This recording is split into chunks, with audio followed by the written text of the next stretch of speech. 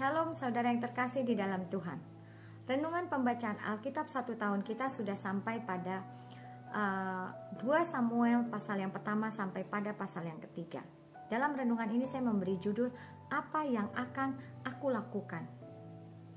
Pada penulisan 2 Samuel pasal yang pertama sampai pada pasal yang ketiga, ini merupakan satu bagian sepenggal kecil dari perjalanan sejarah bangsa Israel yang menceritakan cukup tragis, yaitu tentang peralihan masa dari tangku kepemimpinan Saul kepada kepemimpinan Daud.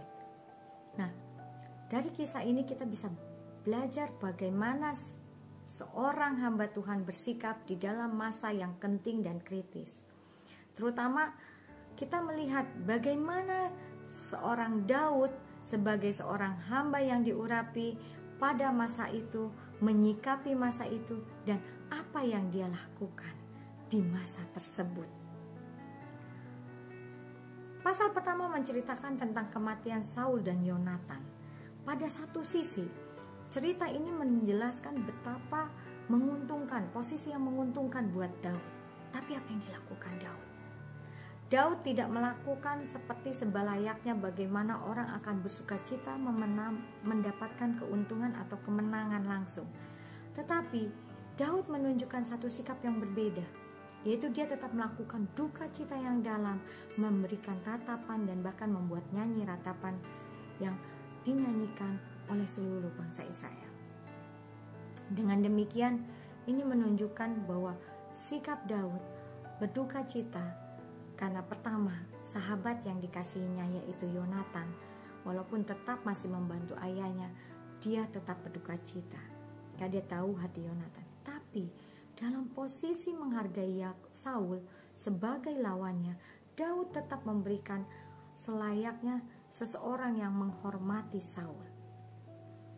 Dan ini adalah satu sikap, bukan karena Daud sekedar hormat atau Daud sekedar menghargai dia sebagai mertuanya, tetapi yang dilakukan Daud adalah lebih karena dia takut akan Tuhan dan taat kepada apa yang dilakukan seharusnya sebagai seorang hamba Tuhan pada masa itu.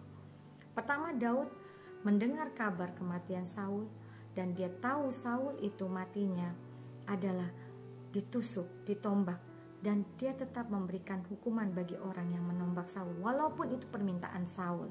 Karena dalam aturan bangsa Israel, orang yang diurapi Tuhan itu hanya Tuhan yang bisa mengambilnya, dan orang yang tidak menghargai itu akan dihukum.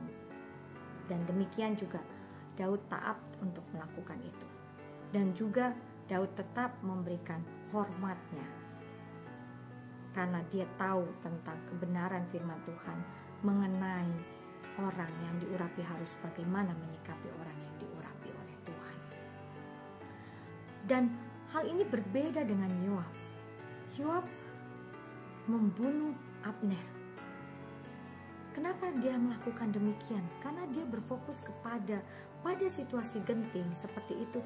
Yoab berfokus kepada apa yang terjadi di sekeliling yang mengitari dia.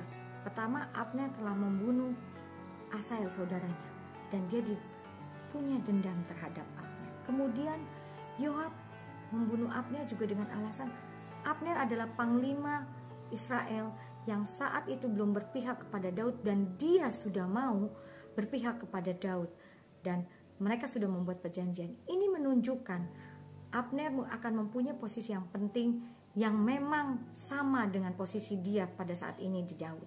Dengan demikian itu adalah ancaman. Oleh karenanya itu Yoab membunuh Abner. Yoab berfokus kepada dirinya, berbeda dengan Daud yang berfokus kepada apa yang Tuhan kehendaki.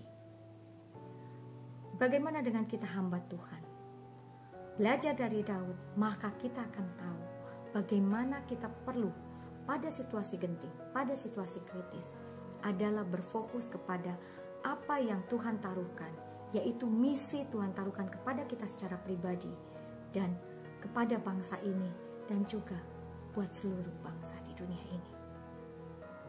Tuhan Yesus memberkati.